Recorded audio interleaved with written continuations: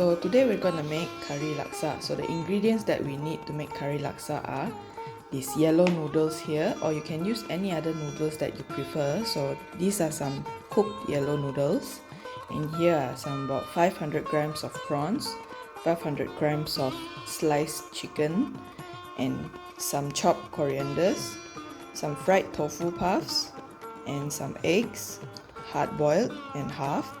And here are some fried fish balls, halved.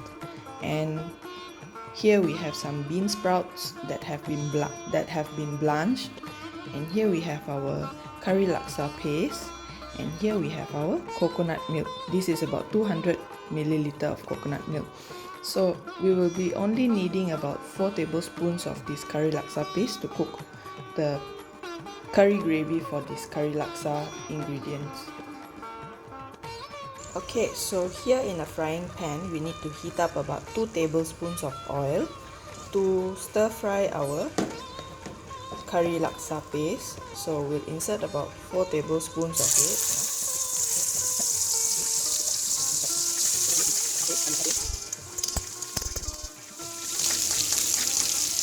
Right, so we just need to stir fry this curry laksa paste for about 1 minute to let them be fragrant.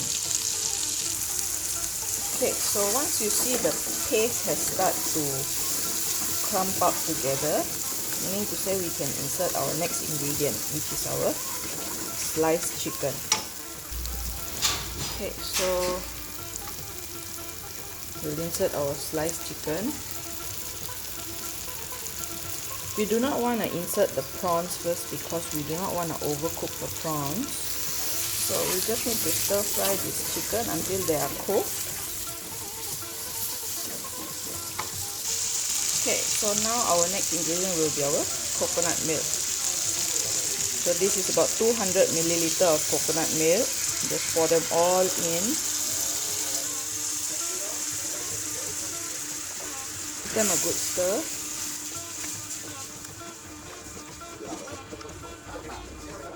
Okay, so we will let this chicken to simmer with the coconut milk and the curry paste for about 2 to 3 minutes time until the chicken is fully cooked.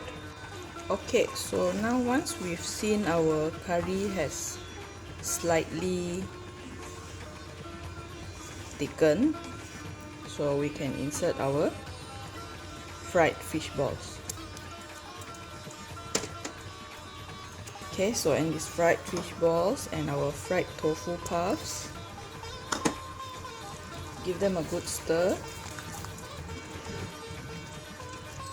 And last but not least, our prawns.